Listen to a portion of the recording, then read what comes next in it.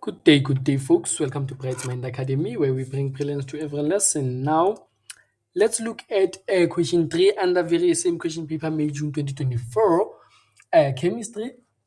And now we deal with after dealing with nomenclature on question 2, now we deal with physical properties. Okay, it is still under organic chemistry, organic compounds. Okay, it is divided into three: nomenclature, physical properties, question 3, the last question, interesting one, which is organic reactions. All right, now it says to us the boiling points of some organic compounds are shown in the table below.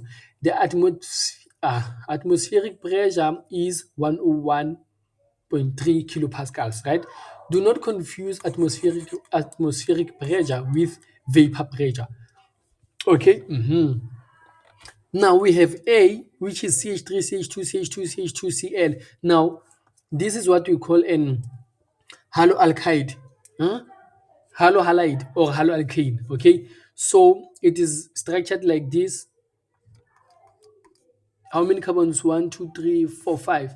Oh, four. Sorry, one, two, three, four. Four carbons. Sorry.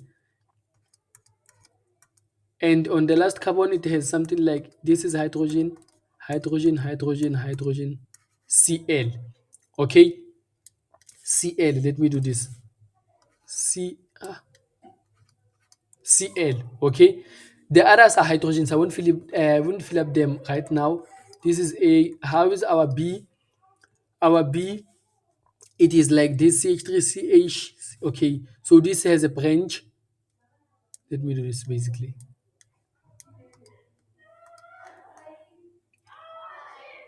Put it this. Then if this is A, how is B? B is supposed to be like CH3. Okay, here's my CH3. CH, CH, then I have a branch inside a bracket. A branch is going to be situated here. Let me just put this as branch. I'm going to just say CH3, but it's a branch again. Then I have what? CH2, then Cl. Can you see that? Okay, can you see now there is a shift between this one, A and B. Instead of having four straight long chain, it now has three straight long chain, meaning one of the carbons here was taken and made a branch. This is what I can see. I don't know if you see it. And remember, haloalkanes, haloalkanes, yes, have what? Have dipole. Okay, dipole. Remember, how do they work? From yeah, we call them halo. Nah. Um, uh, hydrocarbons, basically. Hydrocarbons. When we talk of hydrocarbons, I talk of alkane, alkene, alkyne. All these three have London forces, okay? Then we have more dipoles, which you do not need to cram. If you know this, or these three are London forces, and the last two here, which are carboxylic acid and alcohol, these two have hydrogen bond. So it means every other compound that you come across, it is dipole, like ketone, aldehyde, ester, haloalkane. Can you see? If you know that alkane, alkyne are the only London forces, then carboxylic acid and alcohol are the only hydrogen bonds, you are fine. And now the difference between alcohol and carboxylic is that carboxylic has two sides of hydrogen bonds. That makes it stronger because this one has one side. We are not there. Since while we are talking about this, we have three factors that affect our the boiling point, melting point, as well as vapor pressure, right? The first one that we have, it is the type of intermolecular force, okay, or the homologous series, or the functional group. The second one, it is the chain length, okay. The chain length plays a vital role. Now the last one, it is branching. If you do not want to say branching, you can say surface area. Now let's discuss each individually. How does type of intermolecular force affect this? Now, type of intermolecular forces, we know that we have London force, dipole, dipole, we have hydrogen bond. So London forces have we have weaker intermolecular forces than both dipole, dipole and hydrogen bonds. Okay? Then dipole, dipole has weaker intermolecular forces than hydrogen bond, but has stronger intermolecular forces than London force. Then hydrogen bonds are the strongest. Okay? Now, these ones, this one has London force. Okay? This one, in addition, hear me very well. In addition of the London force, they have dipole, dipole. This one has dipole, dipole, and London force. This one has hydrogen bond, dipole, dipole, plus London force. Okay, so basically, let me say just London force. So all of them have London forces. Okay, just that these ones have some character that make them to be more like the structure that has dipole, dipole. It differentiated from the London force. This is how we differentiated the type of intermolecular force. The second one, it is the chain length. It is this one. It is when we compare compounds of the same homologous series. Same homologous series. For instance, if I'm talking about chain length, they should be of the alkane. If I'm comparing alkanes, it should be alkanes only. I cannot compare alkane and alkene and say now the independent factor. These are independent factors. They affect the dependent factor, which is the boiling point, melting point, and vapor pressure. I cannot say the independent factor it is chain length, whereas now I'm comparing alkane and alkene. No, they should be of the same homologous series. Okay? Yes, it means if I'm comparing maybe at least hexane and butane. Can you see the difference? It is what? Chain length. Now, hexane has a longer chain length than butane. Okay? That's when you compare now. Then, yes, you'll discuss more. But if we had hexane and butene,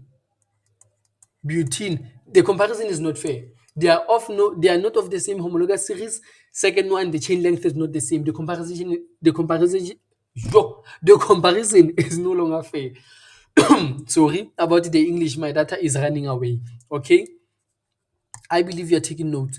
For the branching, they should be of the same homologous series again, but now the difference is that if the one, let's say it has four like this, the other one will be one, two, three, and it has a branch. But can you see that they are of the same homologous series?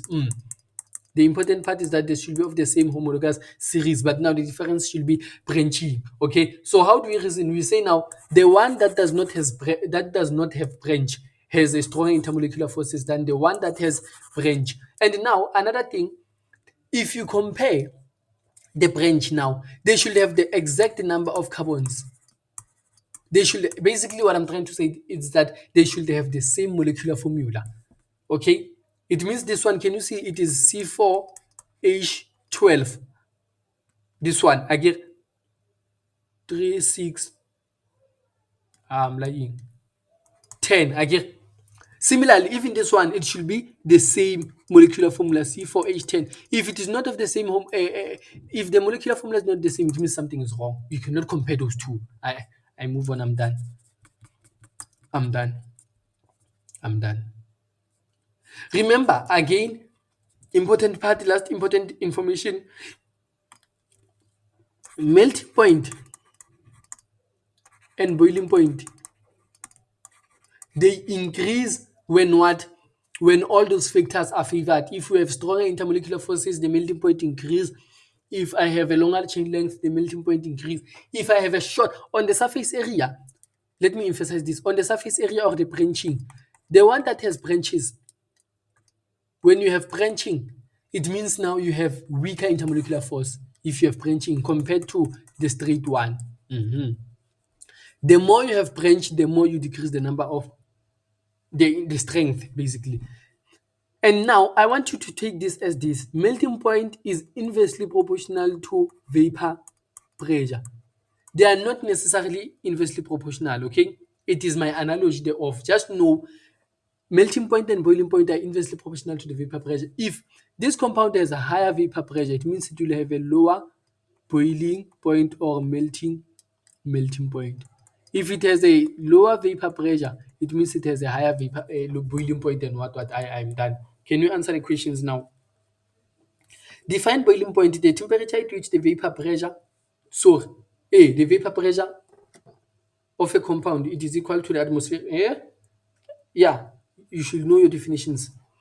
Know your definitions off by heart. I can't remember them now. But yeah, something like the vapor, if sorry, not the vapor, the temperature, very important, the temperature at which the vapor pressure of a liquid equals the atmospheric pressure. Okay, more or less in those lines.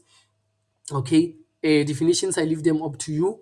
Then now, 3.2 says to us, 3.2 says, which one of the compounds A, B, or C is mainly in the liquid phase at 100 degrees. So if you are still at liquid at 100 degrees, it means you should boil. Boiling point, yeah, how? Your boiling point should be at a temperature that is greater than 100 degrees. So which one has a boiling point of that is greater than 100 so 100 degrees? It is this one. Okay. So this one at 78 degrees, it is already boiling. So it means at 100 degrees, it will be in gaseous phase. Similarly to this one, it will be in gaseous phase. This one will still, it has not boiled at 100 degrees Celsius. So it means it is still melting. So the correct answer there, it is C. I believe you are strongly believing. Yeah, following. Sorry. Hey, my data is gone. Chemistry has a lot of words, so it takes my data. Explain the difference between the boiling points of A and B.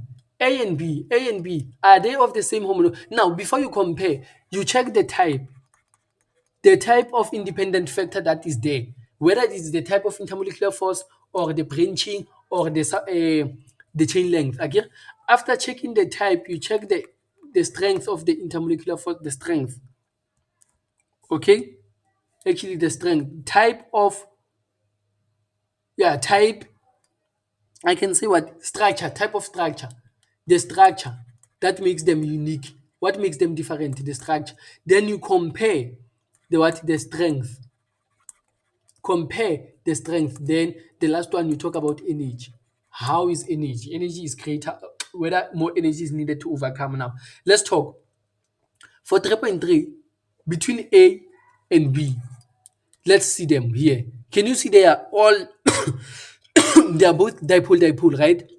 Yes, they are both dipole. That is not a factor. But now, can you see that this one is straight, has a longer chain length. This one it is branched. Okay, can you see that this one has a branch? So it means an independent factor more it is branching. So you can say B. I'm gonna reason using B. I'm gonna say it is 3.3. I'm gonna say for B, it has what? It has a shorter chain length. I can talk of chain length because okay, it's fine. I can say it has a shorter chain length.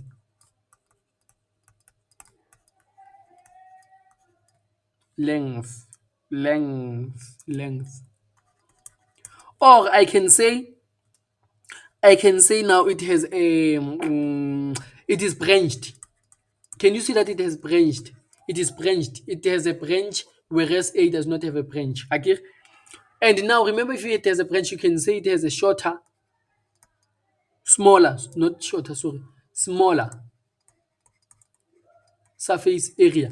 Any of these anyone, you talk about any one of these. Okay.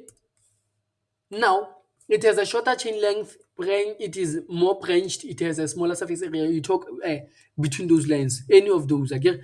Then now, we know that you compare it to A, again. So now you can say, remember if it has a shorter chain length, if it is branched or it has a smaller surface area, it means the intermolecular forces are weaker, are weaker. That's what we talk about the strength. Weaker intermolecular, do not write it IMF like that, you're gonna get it wrong. Weaker intermolecular forces. Okay? Molecular forces. Or you can specify them. Dipole. Weaker dipole forces. You can say that. Then now, can you see that the first mark is that you identify the type of structure. What makes it different? It has a shorter chain length. Now talk about the strength. How does this type of difference cause the strength of the intermolecular force? It causes the intermolecular force to be weak. Then now talk about the energy. So it means now less energy is going to be required, okay, to overcome the intermolecular force. Do not say to break, to overcome, okay? Less energy is needed or required to overcome. Can you see I'm saying overcome the intermolecular force? You are done. Or if you are talking about A, can you see? Let me talk about A. There are a few things that I'm going to change. If I'm talking about A, I'm going to say it is a longer chain length or no branch and a smaller, larger. Any one of these. Then I'm going to come here and change stronger. And I'm going to come here and change more energy. Can you see that you only alter few words? I believe we are following. If you are talking about the type of intermolecular forces, if you talk about type of intermolecular forces, you should say A. If it was intermolecular forces in that case, you will have say A has London force, B has hydrogen bonds. Again, the first 2 marks is there on your first line. The second line is that you talk that B has a hydrogen bond that are stronger than A, which are London force. Then lastly, we talk about energy. More energy is needed to overcome the intermolecular forces of B, which are hydrogen bonds, than those of A, 4 marks. But in this case, it is 3. Okay. For future purpose. Okay. Now, 3.4. Consider the boiling points here: 75 degrees, 120, 126. Which one of the following, which one of these values represent X, the boiling point of compound D? Now, what you need to identify here, what is X? So, what is D? Can you see that when I draw D, it is something like this: CH3, CH2, CH2, C, let me say C, O, and H. Can you see that I'm short of double bond? So this is a what? An aldehyde. Why am I saying it is an aldehyde? Because the carbon, sorry, the oxygen, it is bonded to the carbon at the terminal or at the start, at the end or at the start. Okay. So if this is an aldehyde, remember aldehyde has what? Dipole, dipole. So let's look at C. What is C? C, it is something like an alcohol. Can you see? CH3, CH2, CH2, CH, CH2. Can you see? CH2, then OH. So this is alcohol. Remember, alcohol has a hydrogen bond. It is the strongest. Again, then these two, we already said are dipole, dipole. Now, do you all agree with me that the the boiling point of D cannot exceed the boiling point of 118 degrees? Why? Why can it not exceed? Because now C has the strongest intermolecular forces among these compounds there here. So it means it's the one that should have the highest boiling point. So it means now the boiling point of X should be less than 118 degrees. This is the analogy that you should understand. If this one has the strongest intermolecular forces than anyone, it means it should have a most boiling point than anyone. So it means now if you come here, 120 it is larger than 118, 126 it is large. So it means the most correct answer is 75 degrees. I believe you are understanding the analogy thereof. Fully explain the answer in question 3.4. Now it is very straightforward. Compare with regards to C. Because now A and B, they still have dipole, dipole as D. Okay. So just say that C has the strongest intermolecular force, okay, or has hydrogen bonds, hydrogen bonds, okay, has the strongest intermolecular forces than D. Again, this is the first mark. C, did you see that we made a comparison with regards to C? Okay, so we compared with the boiling point of C is the one that gave us the correct answer. So saying C has the strongest intermolecular forces than D, therefore, more energy is required is required to overcome intermolecular forces of C than D. So if you need more energy to so that more energy to overcome your intermolecular forces, it means now you have a higher boiling point. So this you can also say something like let me check what you can say. How will the boiling point of this organic compound? Now you can talk of what's this man? Ish, Dimwag. Ah, ish. You can say, you can talk about the boiling point. Yes, I want to take the boiling point. I don't know why the word is running away. If you have already said now C has the strongest intermolecular forces than D, then you can say, therefore, the boiling point of C will be higher or will be more than the boiling point of D. Okay? You can say now the boiling point of C will be higher than the boiling point of C, so of D. Okay? Okay, now let's look at 3.5. Let's look at the 3.5. Now, okay, remember I said you can change the statement. You can say you start with D. D has weaker intermolecular forces than C. Then come here, therefore, and change few words, less energy. Okay. Now, let's try to remove this. Let's try to remove these so that we can answer the question that follows thereof. I think it's the last one. 3.5. The atmospheric pressure is now changed to 83 kilopascals.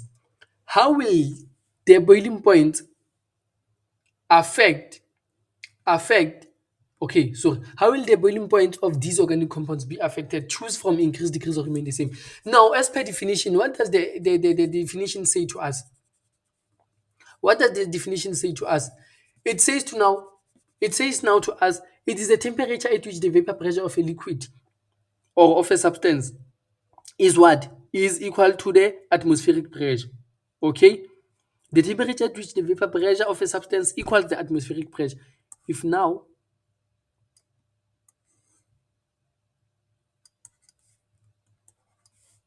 I have the temperature in here, let's see, this is temperature.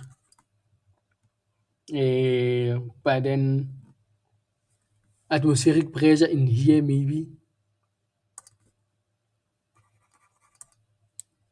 Atmospheric pressure. Now and something like. Now the question is, when is this? Let's say the atmospheric pressure here, it is 1 point, yeah, the normal one, 1.1.3 kilopascals. Temperature in degrees, not in Kelvin. Now, which one is the boiling point? Here is the boiling point again. Let's say here it is. Let me remove this. This is temperature. Let's say here it is 10, 20, 30, blah, blah, blah. Now, can you see now that the boiling point, it is when this graph intersects with the atmospheric pressure, which in this case, it is something like, let's say it is 20 degrees. 20 degrees Celsius, the boiling point. But now if they lower, they lower the atmospheric pressure to 800 to 83 something here. Can you see now the boiling point, how will it be affected? Can you see that it will now decrease thereof? So it means now the boiling point, it is now 10 degrees. So now the most correct answer now it is degrees. Okay. So degrees is the most correct answer thereof. So yes, thank you very much, folks. If you see any mistake within my video, please leave them in the comment section, then we'll try to attend them. Okay, now please move on with me to question 4. Thank you.